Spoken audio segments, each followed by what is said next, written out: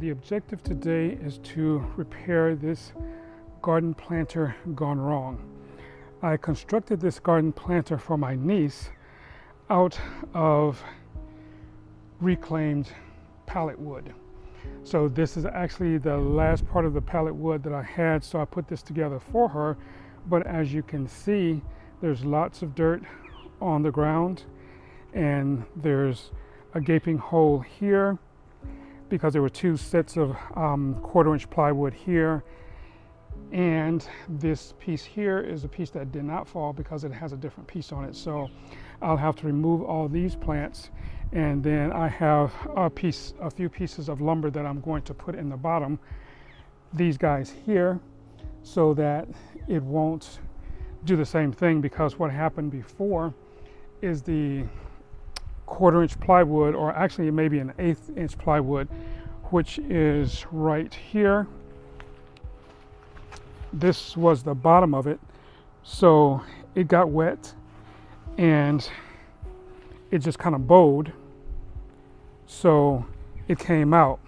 Now the way I had it constructed is I had this little lip here and another lip of the same kind right here, so when it bowed it just gave out. So I'm going to actually repair that. So I'm going to switch over to time lapse and let you guys see how I do that. And I also bought, or actually I brought a few other pieces of this very light plywood here. And the objective of this whole thing is to be able to do all of this without buying more lumber. Once again, I'm at another place where the airport is close, so that's what you're hearing is planes going over. So the objective was not to buy anything else. Everything here is reclaimed, except of course the screws, and I had those on hand. Of course I did have to buy those at some point, but they've been hanging around, so I've been using those. So that's what's going to happen, and I'll just do a time lapse and show you guys what's happening as I do it, and I'll show it to you as I get done, or when I get done. So hang out and stick with us for a little bit.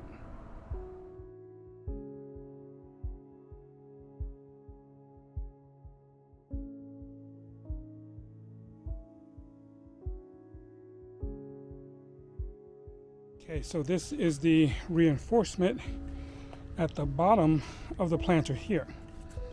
So those pieces are about 3 by 2, so they are more than strong enough to hold all the weight. And I have about 6, 1 in each corner or in the end, and 4 throughout.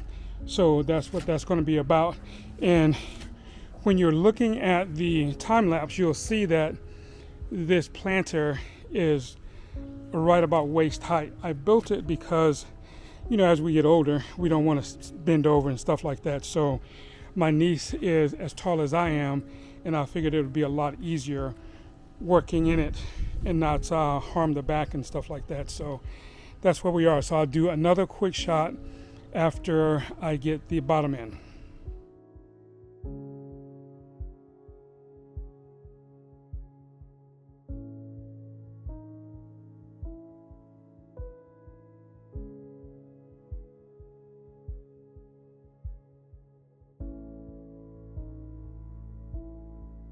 Okay, so now this is what it looks like with the original bottom in it.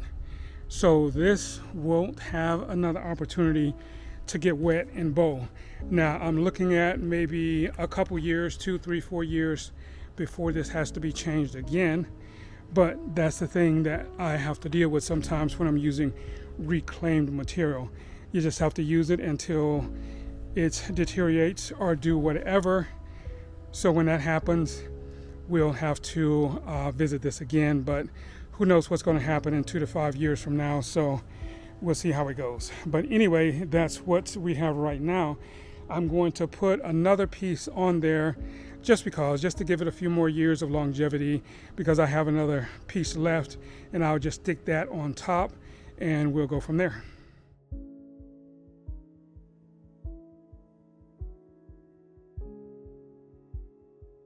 That's going to do it. I have this little piece here on top, and the plastic is in there because I wanted to try and give the 1/8 inch plywood underneath a little bit of a longer lifespan.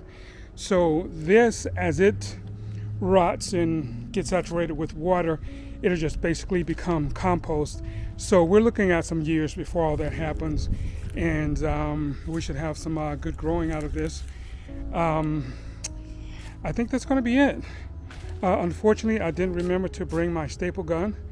That's one of the things I always deal with working without my truck, because my truck would always be stocked with everything I needed at any time. But you know, since it's been gone for a few years, it was stolen, so I'm just trying to do what I can with what I got. So that's what we have. So the next thing you'll see is me actually putting the potting soil back in and putting these 3 plants over here that I took out.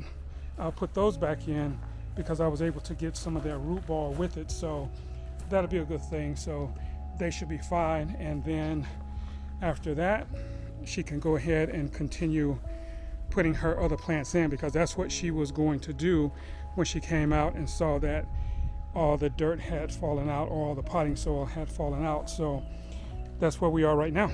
So as we continue on,